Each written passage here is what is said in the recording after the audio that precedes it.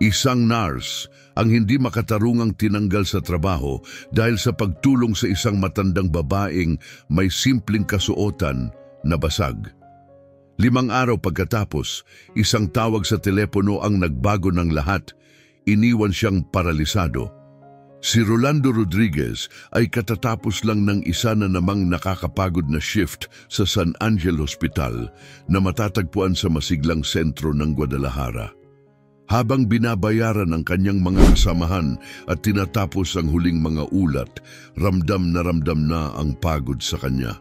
May katamtamang pangangatawan, kayumangging buhok at matalim na mata. Si Rolando ay may aura ng tahimik na lakas, parang may pasan siyang mabigat na responsibilidad. Kasal siya kay Anita, isang dedikadong guro sa elementarya, at may 5 taong gulang na anak na babae.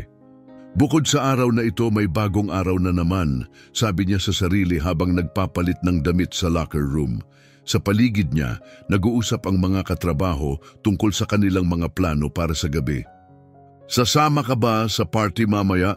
Tanong ng isa sa kanila na may nakakatuwang ngiti. Hindi mga kaibigan. Ang gabi ko ay kasama ang mga medikal na libro at pagtulong kay Valeria sa kanyang homework. Sagot ni Rolando na may pagod ngunit mainit ng ngiti. Ang buhay ni Rolando ay umiikot sa kanyang tungkulin bilang nurse, ang kanyang mga pag-aaral upang maging doktor at ang dedikasyon niya sa kanyang anak. Mahabang gabi ang kanyang inilalaan, puno ng walang humpay na pag-aaral at mga sandali ng pagiging ama. Si Anita, kahit naabala, ay tinatanggap ang mga hamon ng buhay bilang guro at ina. Sa kabila ng kanilang matinding schedule, nagsuportahan silang mag-asawa ng tapat. Habang naglalakad si Rolando papunta sa paradahan ng ospital, naiisip niya kung gaano na siya kalayo. Galing siya sa isang simpleng pamilya, kaya't bawat hakbang na paabante ay pinagpaguran. Ang makapasok sa San Angel Hospital, isa sa mga pinakaprestihiyosong ospital sa lungsod, ay isang malaking hakbang sa kanyang karera. Para ka sa magagandang bagay, Rolando, huwag mong pagdudahan niyan, mga salita ng kanyang yumaong ama na patuloy na nagpapaalab sa kanyang pananaw. Pumasok siya sa kanyang luma, ngunit maaasahang sasakyan at tinawagan si Anita. Hoy mahal, pauwi na ako, kailangan mo bang magpagawa ng anuman? Tanong niya. Sa kabilang linya, ang malumanay na tinig ni Anita ay nagbigay ginhawa sa kanya. Wala na, mahal. Mag-ingat ka lang at umuwi ka na. Kahit na pagod, isang maliit na ngiti ang sumik sa kanyang mga labi nang makarating siya sa bahay. Pagpasok sa pintuan, sinalubong siya ng amoy ng hapunang niluluto ni Anita. Magandang gabi, bati ni Anita na may ngiti habang nakatalikod sa kalan. Kamusta ang araw mo? Tanong niya, ang mga mata ay puno ng pagmamahal at alala. Hinugot siya ni Rolando at niyakap. Nagpapasalamat ako, Anita, amin niya. Ang pagsisimula ko sa San Angel ay isang malaking hakbang para sa atin. Kailangan natin ng pera, lalo na ngayon, dahil sa gastos ng paggamot ni Rose. Ang kanilang anak na si Rose ay mayroong bihirang kondisyon na nangangailangan ng tuloy-tuloy na paggagamot at malalaking gastusin. Lahat ng pera na kanilang kinikita ay inilaan para sa pinakamainam na paggamot para sa kanya. Alam kong ibinibigay mo ang lahat, sabi ni Anita na nakatingin sa kanya ng may pag-unawa. Pero mukhang may iniisip ka. May problema ba sa ospital? Suminghap si Rolando.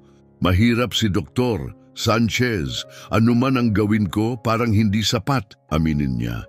Ipinatong ni Anita ang kanyang kamay sa braso ni Rolando at nagbigay ng aliw. Yan ang dahilan kung bakit nagtutulungan ka para maging doktor, paalala ni Anita. Para magawa mong mas marami, hindi lang para kay Rose, kundi para sa iba pang nangangailangan. Naramdaman ni Rolando ang mga salitang iyon. Tama ka, bawat araw sa ospital natututo ako ng bago at yun ang nagpapatuloy sa akin. Sagot niya, sinisiksik ang kamay ni Anita bilang pasasalamat. Pagkatapos ng hapunan, habang abala si Anita sa paglilinis, tahimik na pumasok si Rolando sa kwarto ni Rose. Mahimbing ang tulog ni Rose, mukhang walang pakiramdam ang sakit sa kanyang katawan. Habang pinagmamasdan ito, ang puso ni Rolando ay napuno ng determinasyon. Gagawin ko ang lahat para mabigyan ka ng mas maginhawang buhay, anak. Sa sandaling iyon, ang pagod ay nawala at pinalitan ito ng muling sigla. Hindi tiyak ang daraanan at puno ng hamon. Pero habang tinitingnan ng anak, alam ni Rolando na ang bawat sakripisyo ay magiging sulit. Bago sumikat ang araw kinabukasan, si Rolando ay gising na, naghahanda para sa isa na namang mahirap na araw. Ngunit may isang mahalagang gawain siya, dalhin si Rose para sa kanyang routine check-up. Sa pediatric hospital, hawak ni Rolando ang maliit na kamay ni Rose at itinatago ang sarili niyang kaba sa pamamagitan ng isang nakakaaliw na ngiti. Ang appointment ay dumaan tulad ng dati hanggang sa seryosohin ng doktor ang mukha nito. Kailangan pa ng mas malakas na paggamot si Rose, paliwanag ng doktor. Ang gamot ay kailangan pang i-import at mahal. Naramdaman ni Rolando ang bigat sa kanyang dibdib. Ang gastos ay sobrang taas na, paano nila kayang dagdagan pa? Habang pauwi na, tumakbo sa isipan ni Rolando ang mga posibleng solusyon.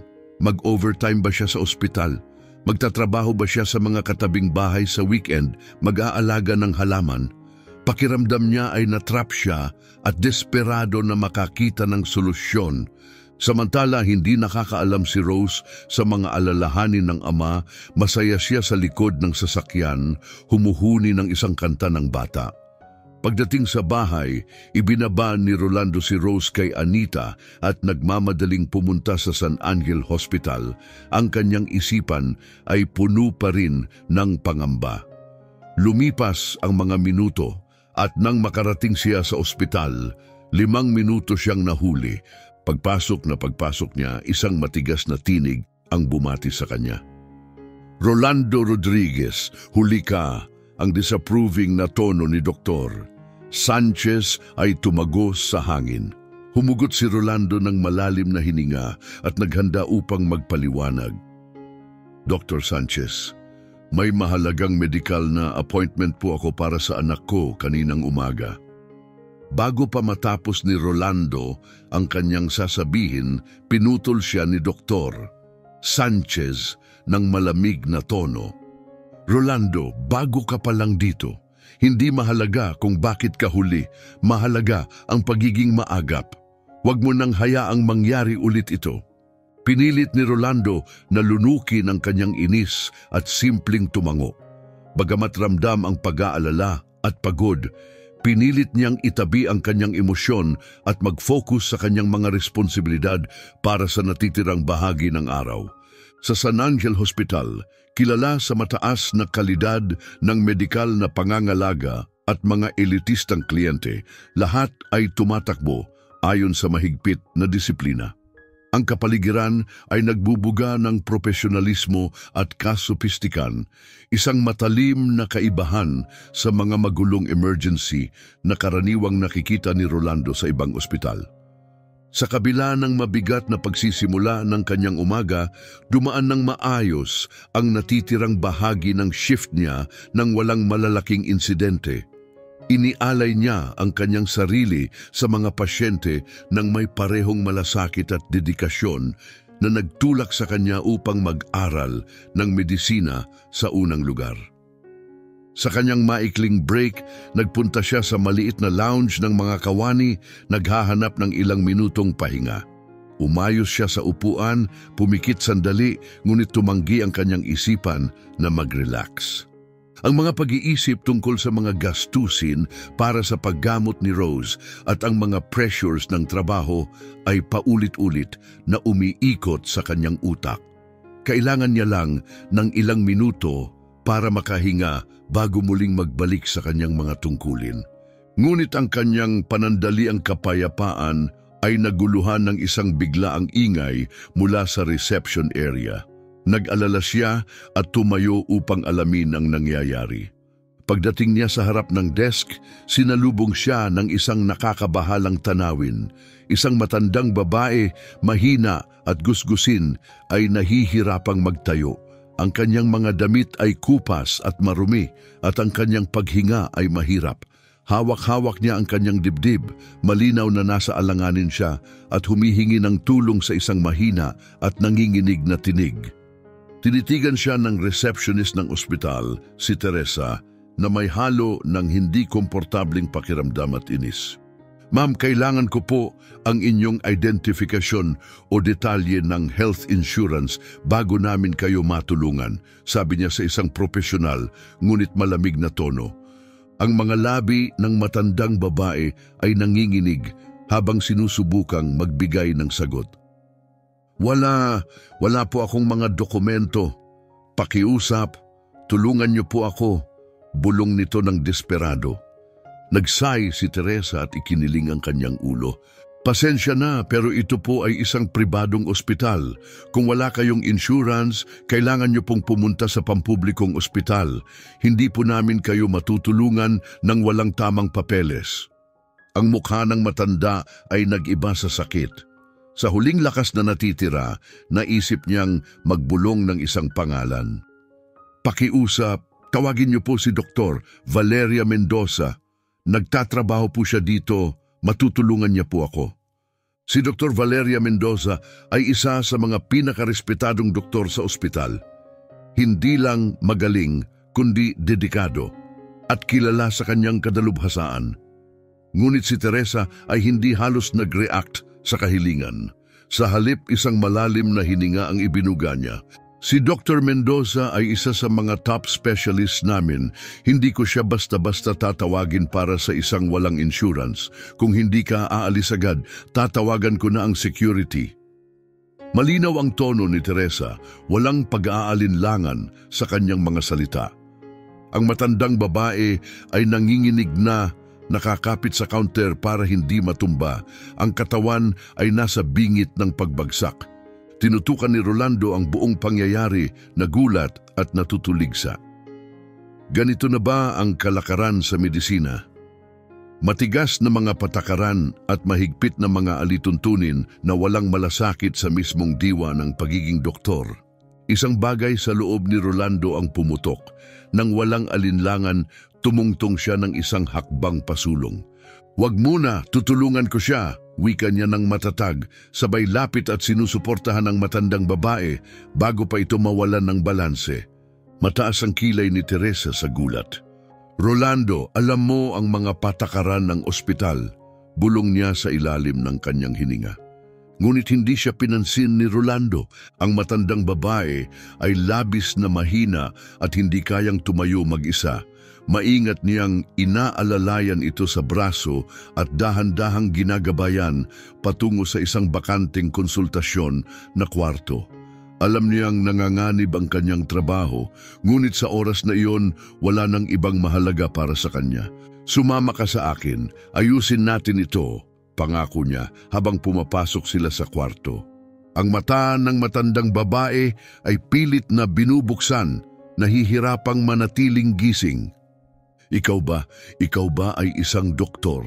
Tanong nito sa isang mahina at halos hindi maririnig na tinig. Nagbigay si Rolando ng isang nakakapagbigay loob ng ngiti habang tinutulungan siya sa upuan para sa pagsusuri. Hindi pa, nurse po ako pero nag-aaral akong maging doktor, aminin niya. Hindi pa ako matagal dito pero alam ko ang ginagawa ko. Gamit ang sanay na mga kamay, sinuri niya ang kanyang mga vital signs. Ang presyon ng dugo nito ay delikadong mababa at ang pulso ay mahina. Pinaghihinalaan niyang may sakit sa puso ito. Susuriin ko ang iyong presyon ng dugo at susubukang i-stabilize ka, okay? Maghinga ka lang ng mabagal at malalim, wika niya ng dahan-dahan. Kumuha siya ng sphygmomanometer at stethoscope at mabilis niyang inassess ang kondisyon nito. Ang kanyang mga galaw ay tumpak at mahinahon sa kabila ng agos ng adrenaline sa kanyang katawan.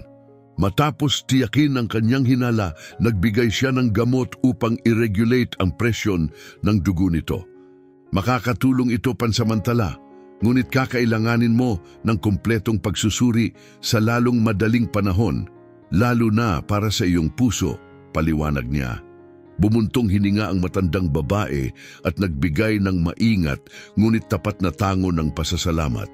Nang matanto ni Rolando na ang pag-iwan sa matanda sa konsultasyon ay maaaring magdulot ng hindi inaasahang pansin, mabilis siyang nagdesisyon. Ililipat kita sa mas ligtas na lugar, mahinahon niyang sinabi. Maingat niyang pinangunahan ang matanda sa break room ng mga kawani, kung saan maaari itong magpahinga ng hindi istorbo. Binabalutan niya ito ng kumot at tinitiyak na komportable ito. Magpahinga ka lang dito hanggang matapos ang shift ko. Babalik ako para suriin ka at tutulungan ka sa kung ano man ang kaya ko, pangako niya. Ang matandang babae na ngayon ay medyo mas matatag ay tinitigan siya ng may luha at pasasalamat. Alam ni Rolando na nilabag niya ang protokol ng ospital, ngunit sa kanyang puso, alam niya, ginawa niya ang tama. Salamat binatang lalaki, ikaw ay isang anghel. Ang bulong ng matandang babae, ang kanyang boses mahina, ngunit puno ng pasasalamat. Nag-alok si Rolando ng isang maliit na ngiti, isang ngiti ng kaaliwan. Naramdaman niyang magaan ang loob dahil natulungan niya ang babae, ngunit alam niyang hindi pa tapos ang kanyang araw. Isang huling sulyap upang tiyakin na siya ay komportable. Tahimik niyang isinara ang pinto at nagbalik sa trabaho. Ngunit ang kanyang isipan ay patuloy na abala sa mga iniisip tungkol sa babae. Umaasa siyang makakatulong pa siya sa kanya mamaya. Nang matapos ang kanyang shift, biglang tinawag si Rolando sa opisina ni Dr. Sanchez. Isang mabigat na pakiramdam ang pumasok sa kanyang dibdib, ngunit pumasok siya na may mataas na tingin. Ang opisina ay marangya, isang salamin ng autoridad ni Dr. Sanchez sa ospital. Ang matandang lalaki ay nakaupo sa likod ng isang nakakatakot na mesa. Ang matalim niyang tingin ay nakalock kay Rolando. Rolando Rodriguez, ikaw na naman, nagsimula si Dr. Sanchez. Ang kanyang tono ay puno ng hindi pagkakasunduan. Informs ako ni Teresa tungkol sa insidente kanina. Tinulungan mo ang isang matandang babae na walang pagkakakilanlan, walang insurance at higit sa lahat, walang kakayahang magbayad. Hindi ito katanggap-tanggap. Ang kanyang boses ay malamig, walang puwang para sa pagtatalo. Pinayagan mong makapasok ang isang tao na mababa ang estado sa ospital nang walang pahintulot at ginamit ang aming mga resources para sa kanya. Iyan ay isang direktang paglabag sa aming mga pulisya. Huminga ng malalim si Rolando, tinatanggap ang mga salita, ngunit nanatiling kalmado. Dr. Sanchez, naiintindihan ko ang mga patakaran ng ospital, ngunit ang babae ay kailangan ng tulong. Siya ay nasa kritikal na kondisyon. Bawat tao ay nararapat na magkaroon ng pangangalaga anuman ang kanilang pinagmulan. Kung kinakailangan, ako na mismo ang magbabayad para sa kanyang paggamot, kahit na kailangan ko pang ibawas mula sa aking sahod. Hindi nagbago ang ekspresyon ni Dr. Sanchez. Hindi niya pinayagan si Rolando na makapagsalita ng buo bago tumugon. Rodriguez, hindi ito tungkol sa pera. Ito ay tungkol sa prinsipyo. Direkta mong nilabag ang mga pulisiya ng ospital at dahil dito, ikaw ay tinatanggal sa trabaho. Kolektahin mo ang iyong mga gamit at umalis ka. Ang kanyang tono ay pinal na. Wala nang puwang para sa usapan, wala nang pagkakataon para sa apela. Isang bagyong emosyon ang dumaan kay Rolando, galit, hindi makapaniwala at kawalan ng pag-asa. Ginawa niya ang tama, ngunit ngayon ay siya ang nagbabayad ng presyo. Nawala ang kanyang trabaho, ang kanyang pinagkukunan ng kita para sa paggamot ni Rose. Ngunit sa kabila ng bigat ng katotohanan iyon, isang pag-iisip ang tumulak sa lahat ng iba pa. Kailangan niyang tingnan ang matandang babae bago umalis. Walang salitang binitiwan, tumalikod siya at naglakad palabas ng opisina diretso sa break room. Ang kanyang isipan ay puno ng mga alalahanin kung paano niya susuportahan ang kanyang pamilya, kung paano niya ipapaliwanag ang lahat kay Anita, ngunit sa ngayon ang kalagayan ng babae ang kanyang pangunahing prioridad. Pagpasok niya sa break room, nakita niyang nagpapahinga ang babae ng tahimik. Ang kanyang paghinga ay mas matatag. Lumapit siya ng maingat at marahang ginising siya. "Pasensya na at ginising kita, ngunit kailangan ko sanang makipag-usap sa iyo," sabi niya ng mahinahon. Bumangon ang mata ng babae at tumingin siya kay Rolando na may tahimik na init. "Kamusta ang pakiramdam mo?" tanong niya. Ang alalahanin ay kitang-kita sa kanyang mukha. Nagbigay ang babae ng isang maliit na ngiti ng pasasalamat. "Mas mabuti na, salamat sa iyo," sagot niya. "Ngunit ayokong magdulot pa sa iyo ng abala. Dapat na akong umalis." Ipinagpag ni Rolando ang ulo. "Hindi kita maaaring paalisin ng ganito. Pumunta ka sa bahay namin. Kailangan mong magpahinga at masaya kaming matulungan ka ng aking asawa." Nag-alinlangan ng babae, may kalabuan sa kanyang mga mata, ngunit may isang bagay sa tinig ni Rolando, tunay na kabutihan, isang hindi matitinag na kaseryosohan na nagbigay sa kanya ng kasiguraduhan. "Sige, tatanggapin ko ang iyong kabutihang loob," sagot niya, bagamat mahina pa rin ang kanyang boses. Pagkatapos, nagatubili siya. "Pero, wala bang naging problema sa iyo? Mukhang mahigpit ang iyong boss." Huminto si Rolando, iniisip ang kanyang mga salita. Ayaw niyang dagdagan pa ang pasanin ng babae sa katotohanan. "Si Dr. Sanchez ay mahirap," aminin niya. "Kaka-transfer lang niya dito at mahigpit niyang ipinapatupad ang mga patakaran. Ngunit huwag mong isipin iyon ngayon. Ang mahalaga ay okay ka." Tinulungan niyang tumayo ang babae at dahan-dahang inakay patungo sa pinto ng ospital. Isang bagyong emosyon ang bumabalot sa kanya, pagkabalisa tungkol sa kanyang hinaharap, pagmamalaki sa paggawa ng tama, at isang kakaibang pakiramdam ng kaluwagan sa paglayo mula sa isang mahigpit na sistema. Paglabas nila, ang malamig na hangin ng gabi ay sumagitsit sa kanila. Inakay siya ni Rolando patungo sa kanyang sasakyan. Tinulungan siyang umupo sa passenger seat. Saglit silang nagbiyahe ng tahimik, ang tunog lamang ng makina ang maririnig sa pagitan nila. Ang mga ilaw ng syudad ay dumaan sa bintana, nagbibigay liwanag sa tahimik nilang pagmumuni. Sa wakas, nagsalita si Rolando. "Sana gutom ka," sabi niya ng may mahinahong ngiti. "Ang asawa ko ay nag-iihaw ng espesyal na hapunan para sa atin. Narinig na niya ang tungkol sa iyo at magtiwala ka. Napakabait at malugod siya." Ang babae ay tumingin sa kanya, nag-aalangan. "Tiyak ka ba? Ayokong maging abala."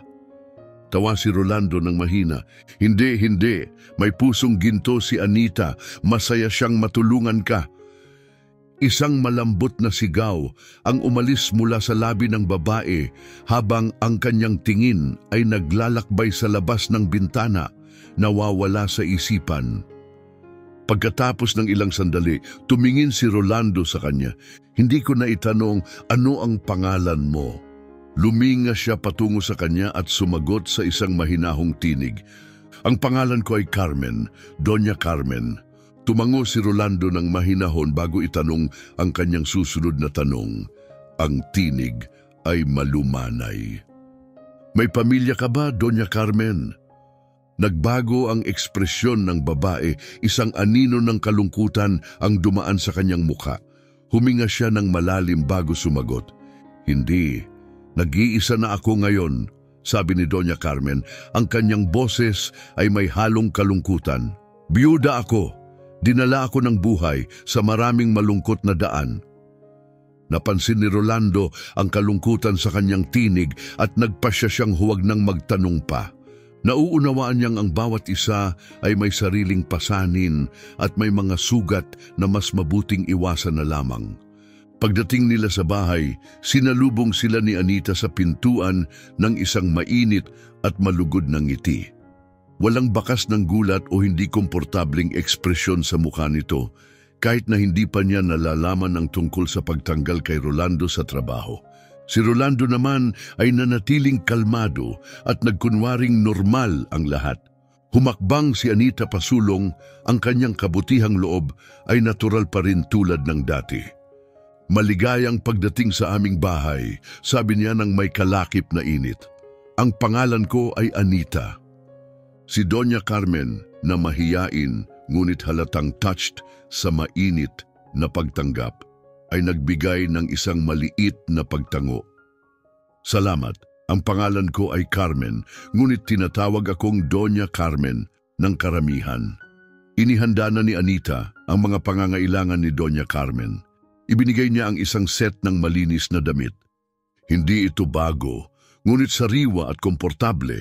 Ipinaliwanag niya, sana magkasya sa iyo. Tinanggap ni Doña Carmen ang mga damit ng may pasasalamat at ang kanyang mga mata ay nagpakita ng malalim na pagpapahalaga. Bihira siyang nakatagpo ng ganitong kabutihang loob sa mga nakaraang taon. Hindi lamang damit ang inihanda ni Anita para sa kanya, kundi pati na rin ang isang komportabling lugar sa sala. Ang sofa ay inayos ng isang malinis at mabangong kumot na nag-aalok ng init at ginhawa. Pwede kang magpahinga dito ngayong gabi, sabi ni Anita. Pwede kang magpakasaya. Nagatubili si Doña Carmen. Hindi siya nais mag-abala sa sinuman, ngunit bago pa siya makatanggi, mahinahong iginiit ni Rolando. Pakisuyo, manatili ka, Doña Carmen. Kailangan kong bantayan ang iyong kondisyon ngayong gabi. Bukas, pag-uusapan natin kung ano ang susunod. Nagatubili pero nagpasalamat siya at tinanggap. Hindi pa siya tinrato ng ganito kabait at mapagbigay noon. Isang pakiramdam ito na hindi niya alam na namimiss pala niya. Habang naghahain si Anita ng hapunan, umupo si Rolando kasama si Doña Carmen sa sala, tahimik na binabantayan upang tiyakin na siya ay komportable. Ang kanilang bahay ay maliit ngunit puno ng init. Isang matalim na kaibahan sa mahigpit at impersonal na kapaligiran ng ospital na iniwan niya. Naupo si Doña Carmen sa sofa at pinagmamasdan ang paligid. Isang simpleng tahanan, ngunit may isang bagay dito na nagbigay sa kanya ng kapayapaan. Puno ng pasasalamat ang kanyang puso. Pagkatapos ng hapunan, nagpatuloy ang gabi sa karaniwang routine. Tinulungan ni Rolando at Anita si Rose na magpahinga sa kama. Tinitiyak na siya ay komportable bago nila balikan si Doña Carmen sa huling pagkakataon. Tumingin siya sa kanila ng tapat na pasasalamat. Salamat sa lahat ng ginagawa niyo para sa akin, sabi niya ng mahina. Nakita nilang nagpapahinga na si Doña Carmen, kaya nagtungo sila ni Anita sa kusina. Ang kanilang mga tinig ay bumaba para sa isang pribadong pag-uusap. Anita, may nangyari sa ospital kanina, nagsimula si Rolando. Nag-aatubili bago ikwento ang buong pangyayari. Mula nang dumating si Doña Carmen hanggang sa kanyang hindi inaasahang pagtanggal sa trabaho. Matiyagang nakinig si Anita. Ang ekspresyon niya ay nagbabago mula sa alalahanin hanggang sa pag-unawa. Nang matapos siya, inabot ni Anita ang kamay ni Rolando at dahan-dahang pinisil ito. Tama ang ginawa mo, Rolando. Siya ay pinapalakas ang loob. Ang pagtulong sa nangangailangan ay palaging tamang desisyon. Gabayan tayo ni God sa lahat ng ito. Hindi nila alam si Doña Carmen ay gising pa at nakahiga ng tahimik sa sofa. Sinubukan niyang matulog, ngunit ang kanilang pag-uusap ay nagpapahirap sa kanyang isipan. Narinig niya ang lahat, kung paano tinanggal si Rolando sa trabaho dahil sa pagtulong sa kanya, kung paano siya nag-aalala kung paano susuportahan ang pamilya at kung paano tumataas ang gastos sa medical ni Rose. Sumakit ang kanyang puso.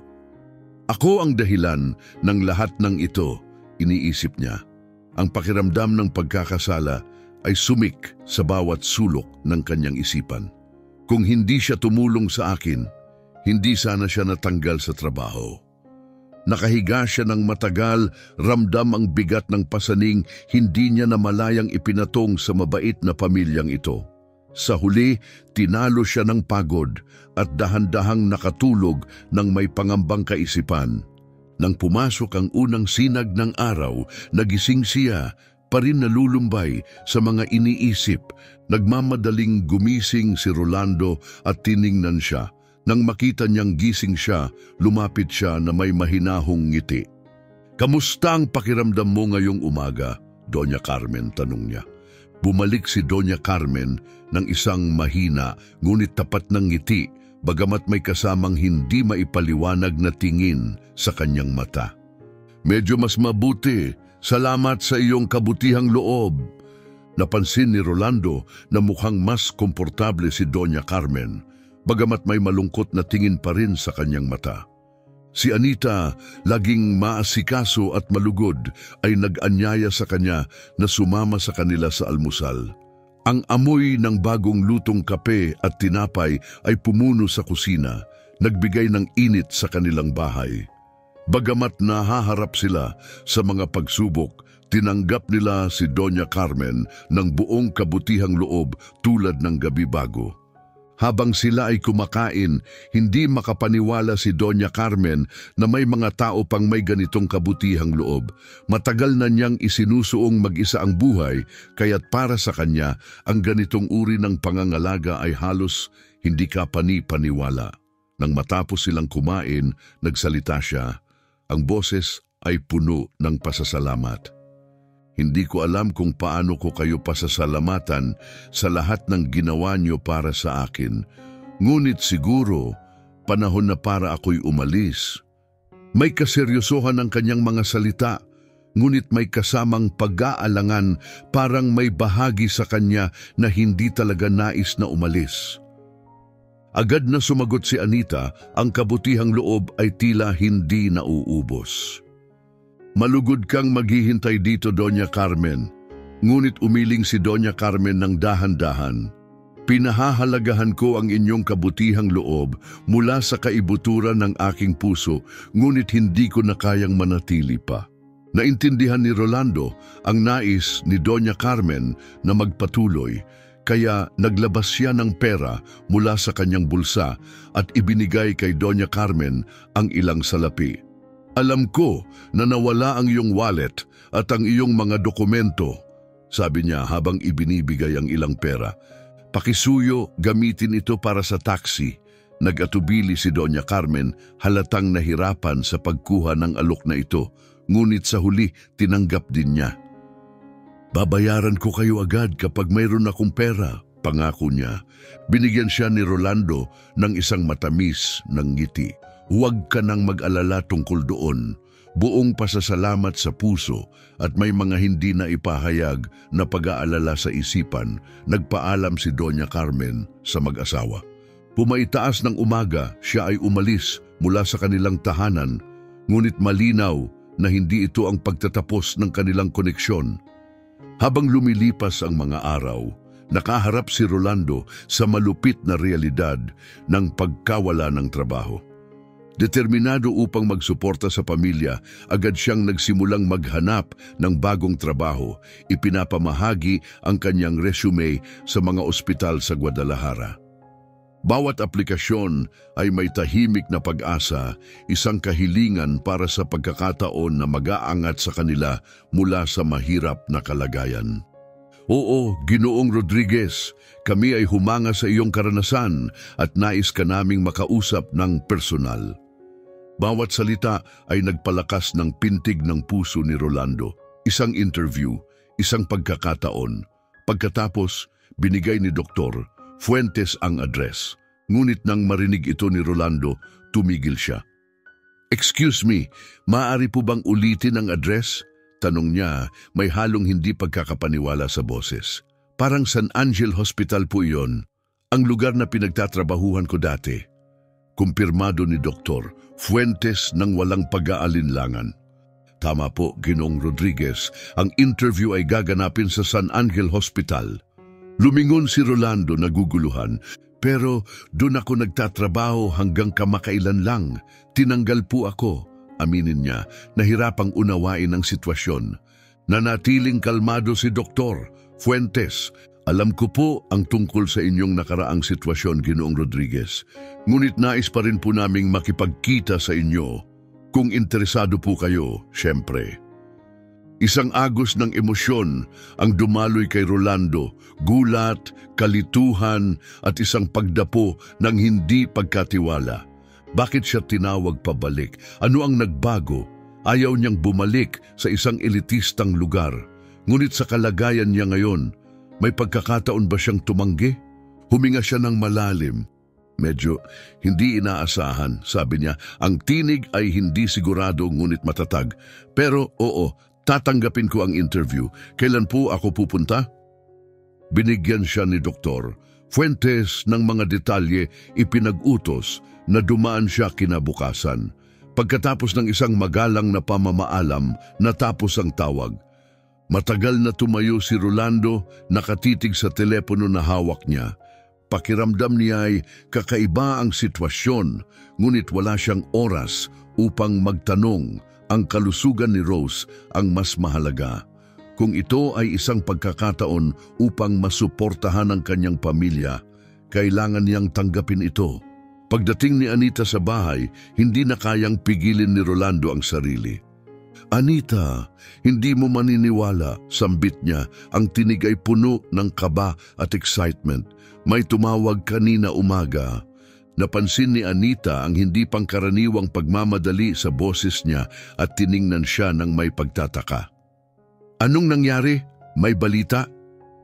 Agad niyang ipinaliwanag ang hindi inaasahang tawag mula kay Dr. Fuentes, ang job interview pabalik sa San Angelo Hospital.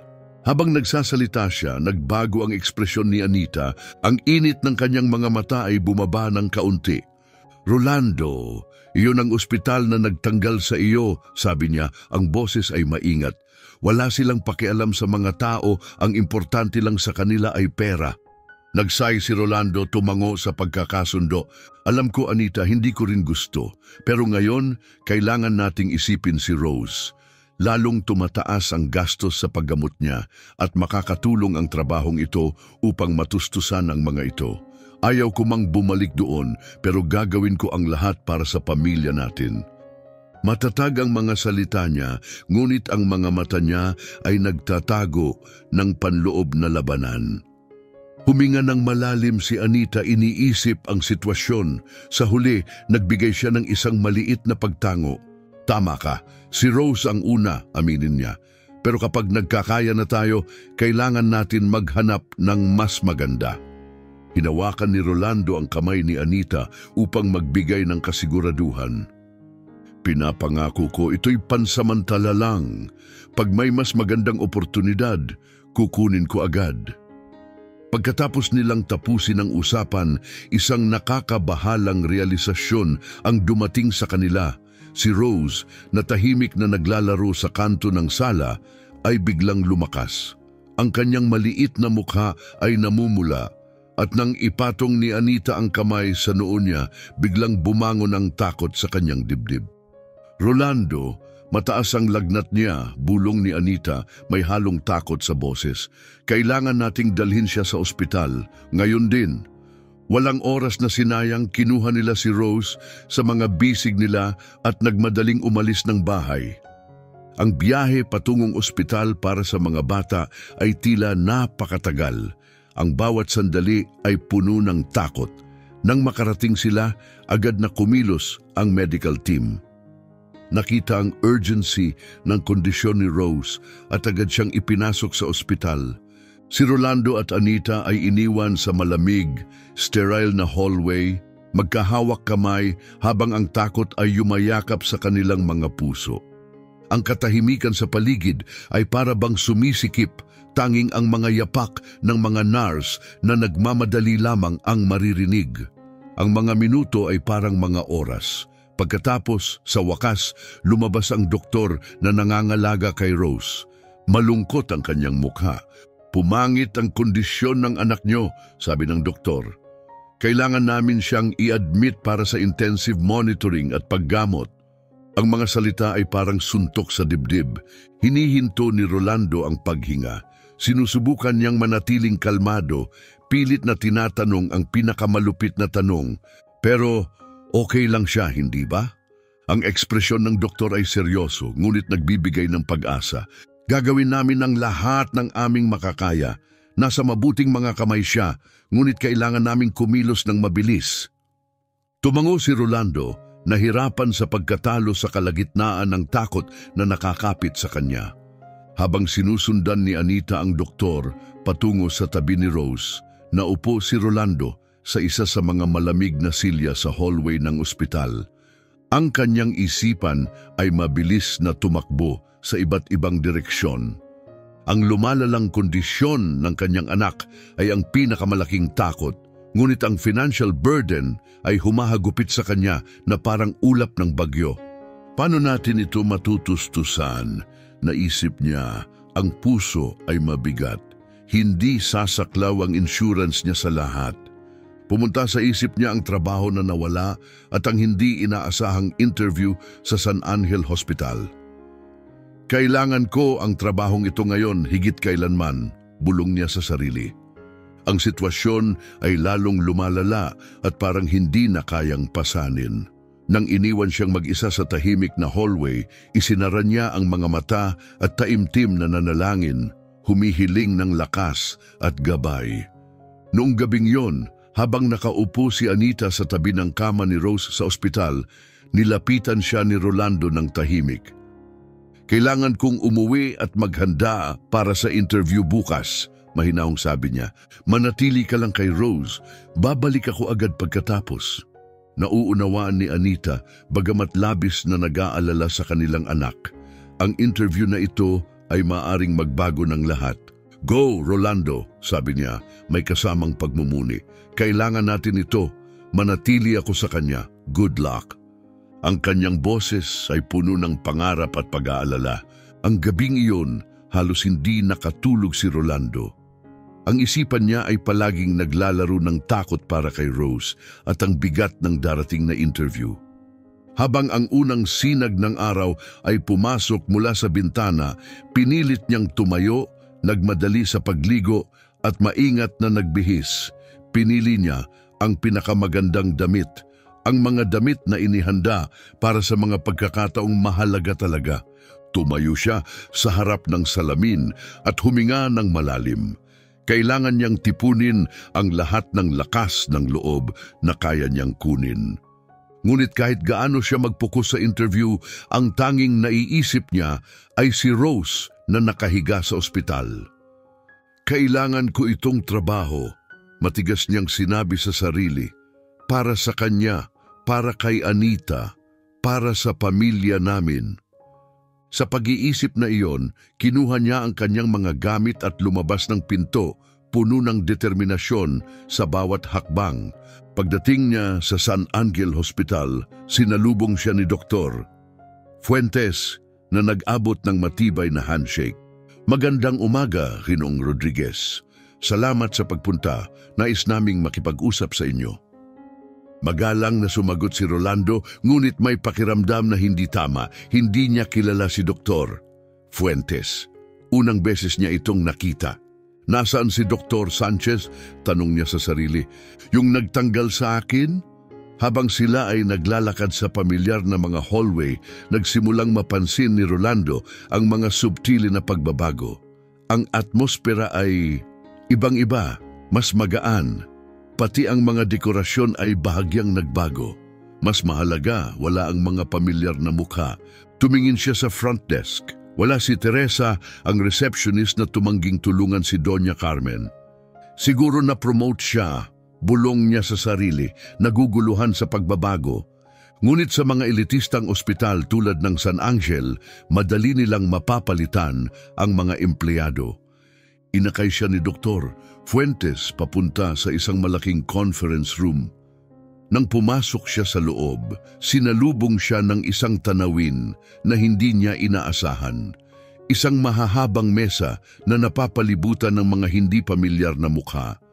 Isang grupo ng mga formal na nakasuot na propesyonal ang nagmamasid sa kanya na may halong pag-usisa at inaasahan. Nagatubili si Rolando.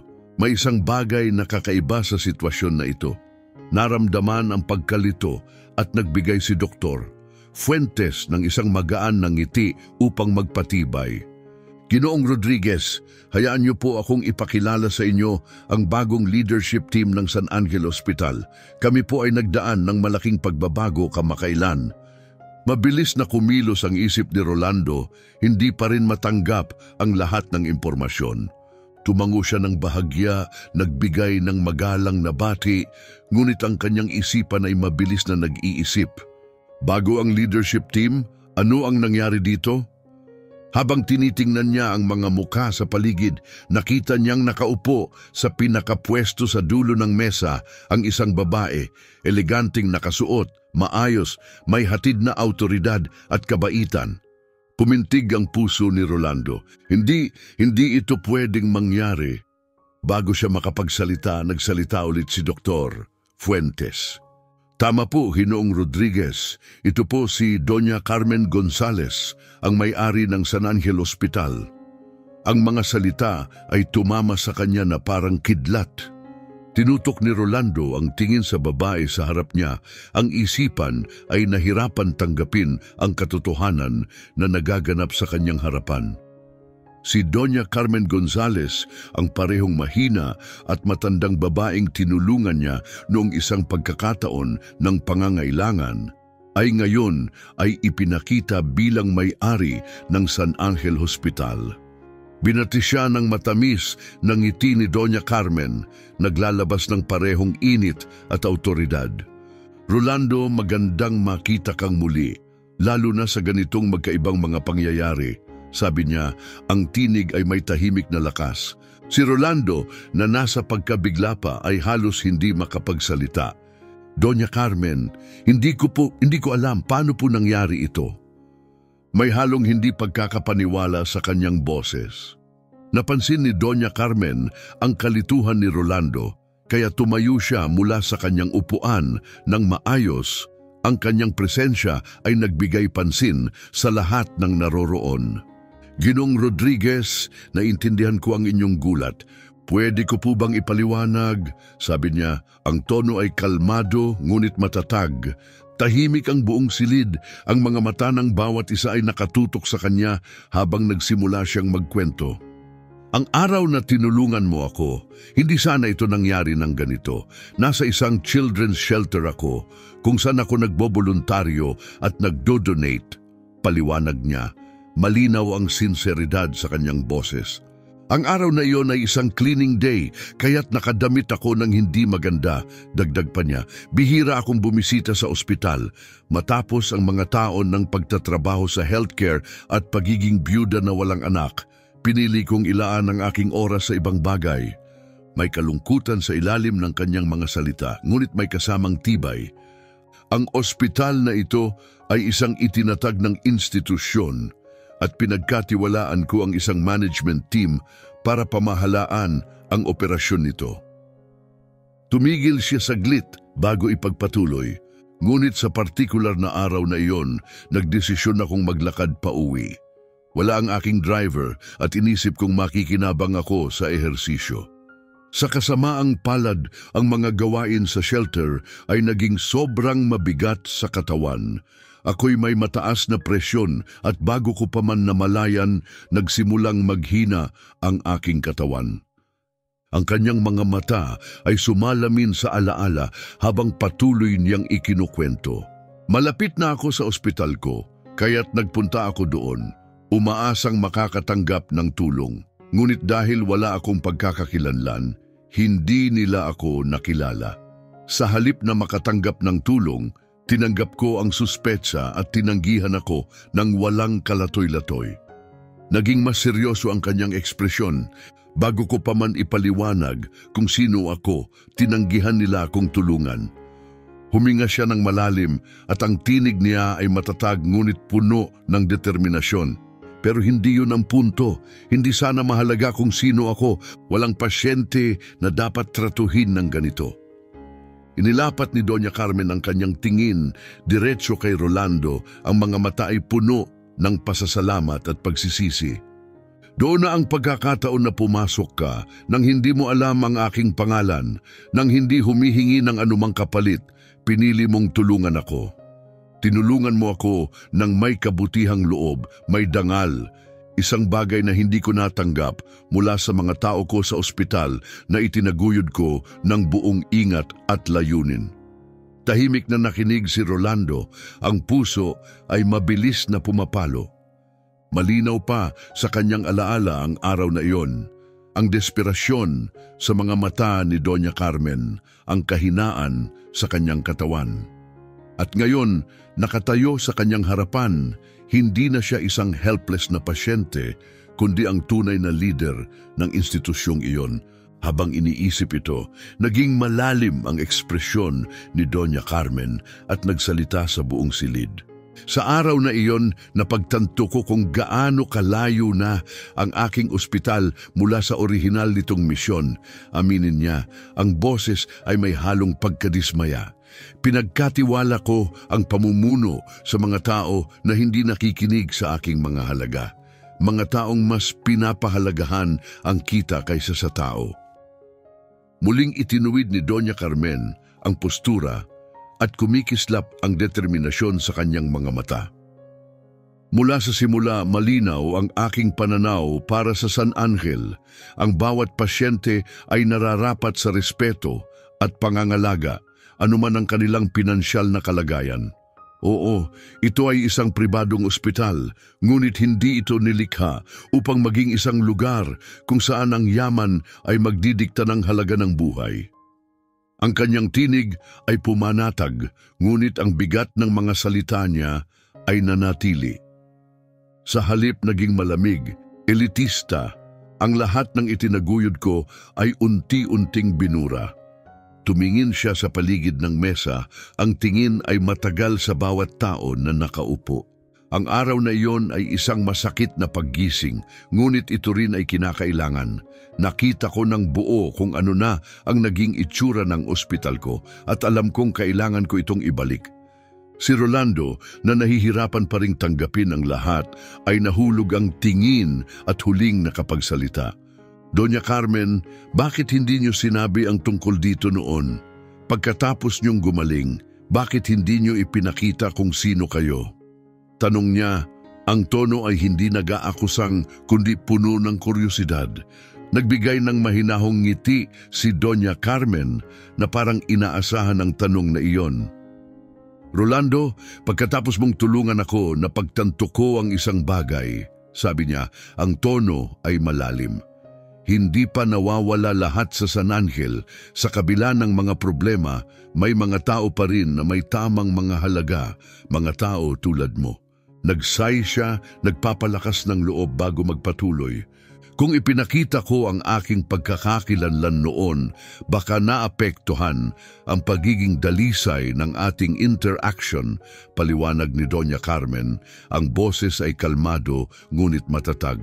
Nais kong makita ang ospital mula sa iyong mga mata, maranasan ang realidad nito ng walang espesyal na trato. Tumango si Rolando ng mabuti, unti-unting nauunawaan, kaya ang iyong desisyon na manatiling hindi kilala ay isang paraan upang mapanatili ang pagiging tunay ng sandaling iyon. Pagmumuni niya, ang tono ay malalim. Naging seryoso ang ekspresyon ni Doña Carmen. May isa pa, Rolando, patuloy niya. Noong gabing iyon, narinig ko ang inyong pag-uusap ni Anita, ang tungkol sa sakit ni Rose, ang inyong mga alalahanin at ang pagtanggal niyo sa trabaho. Hindi ko intensyong makinig, ngunit narinig ko ang inyong pinagdadaanan at iyon ang naging huling hakbang na kailangan ko upang kumilos. Huminto siya saglit, ang tingin ay puno ng empathy at determinasyon. Ang pinagdadaanan niyo, ang pagmamahal mo kay Rose, tumagos ito sa aking puso. Hindi ko kayang manatiling nakatayo, alam na may isang katulad mo, isang tao na nagdadala ng malasakit at pagkatao sa medisina ay itinakwil ng mismong institusyon na nakalaan upang tumulong sa tao. Tahimik na nagdapo ang katahimikan sa silid habang patuloy siya. Iyon ang dahilan kung bakit bumalik ako sa ospital at gumawa ng mga malaking pagbabago. Napagtanto ko na ang kultura ng ospital ay nagsisimula sa mga tao na nagtatrabaho dito. Tumingin siya kay Dr. Fuentes na nagkatinginan sila ng respeto. Pinabalik ko ang pamumuno na tumutugma sa mga halaga na itinaguyod ko sa San Angel. Mga tao na pwede kong pagkatiwalaan upang ibalik ang layunin ng ospital. Pinalakas niya ang kanyang boses. Si Dr. Sanchez, ang receptionist at ang iba pang hindi nakatupad sa mga halagang ito ay tinanggal. Kinailangan ito upang maibalik ang malasakit at kahusayan na dating nagbigay kahulugan sa lugar na ito. Bumaling siya kay Rolando at ang mga mata niya ay nagkaroon ng kabaitan.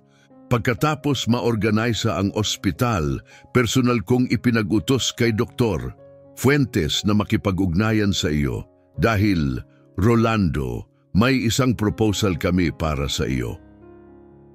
Isang sandali ng antisipasyon ang pumuno sa silid habang huminga siya ng malalim bago inihayag ang hindi inaasahang balita.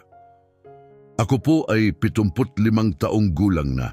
Wala na akong lakas upang buong-buo pang italaga ang sarili ko sa pamamahala ng ospital na ito.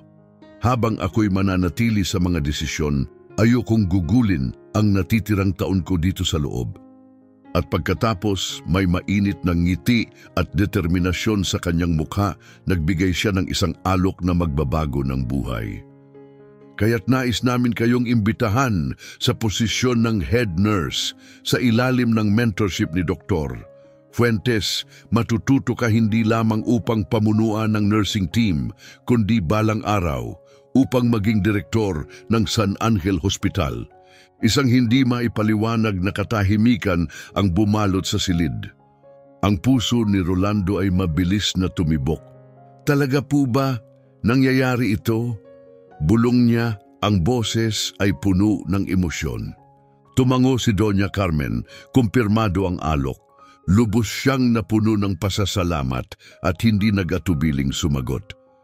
Higit pa ito kaysa sa aking pinangarap, sabi niya. Ang boses ay nanginginig. Hindi ko naisip na mangyayari ito. Umiiyak si Rolando. Ang mga mata niya ay puno ng galak, hindi makapaniwala at pasasalamat. Ngumiti si Doña Carmen. Ang mukha niya ay puno ng kaligayahan. Masaya rin ako, Rolando, sabi niya ng may init. Ngayon, tiyak na magiging payapa na ako dahil alam kong nasa mga kamay ng mga tao ang ospital na magpupuno sa layunin nito. Pagkatapos, upang ikagulat ni Rolando, kinuha ni Doña Carmen ang kanyang purse at naglabas ng tseke. May isa pa, sabi niya habang iniaabot ito sa kanya. Naguguluhan, tiningnan ni Rolando ang tseke. Ang mga mata niya ay lumaki nang mabasa ang halaga. Ang tseking ito ay sasaklaw sa lahat ng gastusin sa medisina ni Rose sa pinakamahusay na pediatric hospital. Makakatanggap siya ng pinakamagandang paggamot na available, kasama ang lahat ng kanyang pangangailangan. Gusto ko siguraduhing makuha niya ang pinakamagandang pag-aalaga at pagkakataon na maghilom. Napahinto ang paghinga ni Rolando. Ang mga luha ay dumaloy sa kanyang mukha habang mahigpit niyang hawak ang tseke. Nanginginig ang mga kamay. Di ko po alam kung anong sasabihin ko. Stammer niya, halos hindi makapagsalita sa sobrang emosyon. Ito'y higit pa sa aking hiniling. Tumingin siya sa paligid ng silid, nakita ang mga mukha ng mga tao. Ang iba ay ngumiti, ang iba ay tila nadarama ang magaan na sandali. Si Dr. Fuentes ay tumango na may respeto. Binibigyan ng pagpapahalaga ang kabutihang loob ni Doña Carmen. Si Rolando ay lumunok ng mahirap, hawak pa rin ang tseke at tumingin kay Doña Carmen ng malalim na paggalang. Doña Carmen, Dr. Fuentes, ipinapangako kong pahalagahan ko ang tiwalang ito. Ibubuhos ko ang lahat upang magtagumpay sa pagkakataong ito. Ang kanyang boses, bagamat nanginginig, ay puno ng matibay na determinasyon. Ang mga salita ni Rolando ay puno ng sinseridad, isang hindi matitinag na pangako ng dedikasyon at walang hangganang pasasalamat. Nang lumabas siya mula sa silid ng pagpupulong, nanginginig ang kanyang mga kamay at ang kanyang puso ay malakas na tumibok sa kanyang dibdib. Ang isipan niya ay mabilis na tumakbo, nahihirapan siyang tanggapin ang lahat ng nangyari. Kailangan niyang sabihin agad kay Anita. Dahil sa pagmamadali, kinuha niya ang kanyang telepono at tinawagan ang numero ni Anita. Nang sagutin ito, mabilis na sumabog ang mga salita mula sa kanyang bibig. Ang kanyang boses ay halong hindi pagkakapaniwala at labis na kaligayahan. Anita, hindi mo kakayanin ang maririnig mo. Nang marinig ang excitement sa kanyang boses, naramdaman ni Anita ang agos ng alalahanin. Rolando, ano nangyari? Ayos ka lang ba? Tanong niya.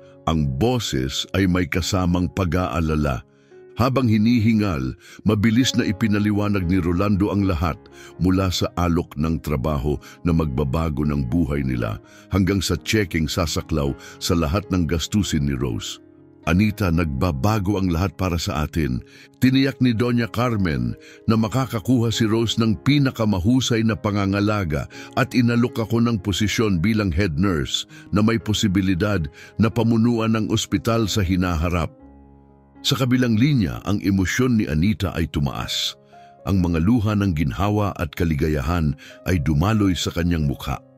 Rolando, hindi ko makapaniwala. Milagro ito. Paano ito nangyari? Sigaw niya, ang boses ay puno ng emosyon. Ipinagpag ni Rolando ang ulo, naguguluhan pa rin sa sandaling iyon. Hindi ko alam, Anita, parang panaginip, isang kabutihang loob na nagbago ng aming mga buhay sa paraang hindi ko inisip na mangyayari. Sa unang pagkakataon sa loob ng matagal na panahon, pareho nilang naramdaman na ang mabigat na bigat ng hindi tiyak na bukas ay nawala. Sa mga sumunod na araw, opisyal na pumasok si Rolando sa kanyang bagong posisyon sa San Angel Hospital. Hindi nagtagal, napansin niya na tunay na nagkaroon ng pagbabago. May bago at masiglang hangin sa paligid. Isang hangarin ng pag-renew, malasakit at layunin. Dahil sa inspirasyon mula sa mga pagbabagong ito, nilapitan ni Rolando si Doña Carmen at nagmungkahi. Doña Carmen, may naisip po ako, nagsimula siya ng maingat. Paano kung ilaan natin ang isang bahagi ng ospital para tumulong sa mga nangangailangan? Pwede tayong gumawa ng isang bagong wing kung saan ang mataas na kalidad na pangangalaga ay ibibigay ng libre o sa abot-kayang halaga. Ang mga mata ni Doña Carmen ay kumislap sa paghanga sa kanyang suhestyon. Rolando, napakagandang ideya niyan, sagot niya tumango. Pero gawin natin ito ng isang hakbang pa. Sa halip na isang wing, magtayo tayo ng isang bagong ospital, isang lugar kung saan ang mga hindi kayang magbayad ng pribadong pangangalaga ay makakakuha ng tulong nang walang takot sa gastos. Nararamdaman ni Rolando ang agos ng emosyon. Totoo po ba ito? Oo, tama, sagot ni Doña Carmen. Ilalaan ko ang kinakailangang pondo upang magtayo ng isang community hospital malapit sa San Angel. Tayo ay magtutulungan upang matiyak na magtatagumpay ito sa misyon nito. Agad kumalat ang balita tungkol sa proyekto.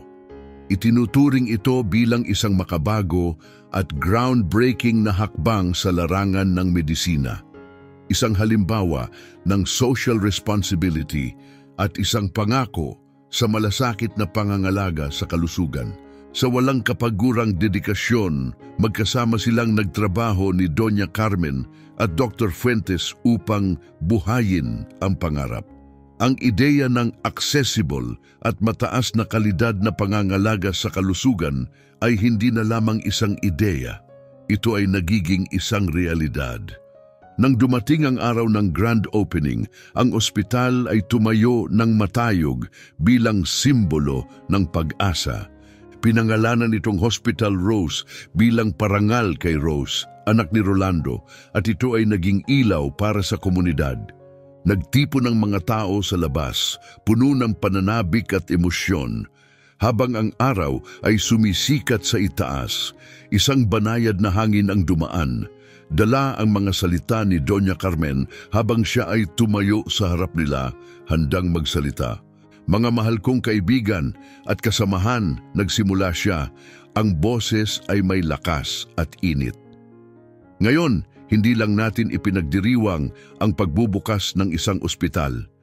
Ipinagdiriwang natin ang paniniwala na ang kabutihang loob at malasakit ay dapat maggabay sa bawat aspeto ng ating buhay. Tumingin siya sa paligid sa mga mukha ng mga tao, ang ekspresyon ay puno ng pasasalamat. Ang ospital na ito ay isinilang mula sa isang simpleng akto ng pagiging makatao, isang hindi makasariling kilos na nagpasimula ng pagbabago.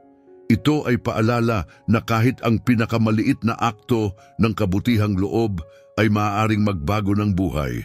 Tumigil siya saglit, ang boses ay steady ngunit puno ng emosyon.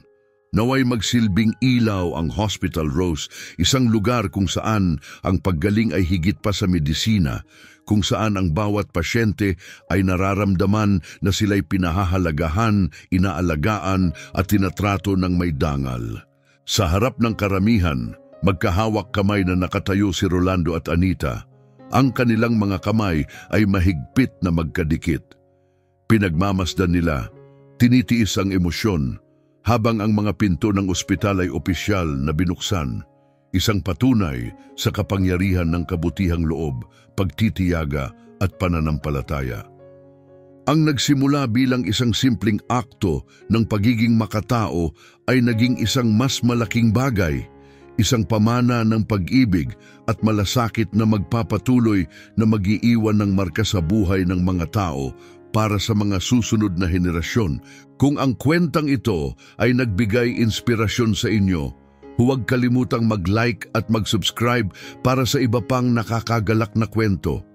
Ang inyong suporta ay nagsisilbing lakas upang ipagpatuloy namin ang pagbabahagi ng mga kahangahangang kwento na nagpapaalala sa atin ng kapangyarihan ng kabutihang loob, pagtitiyaga at pag-asa.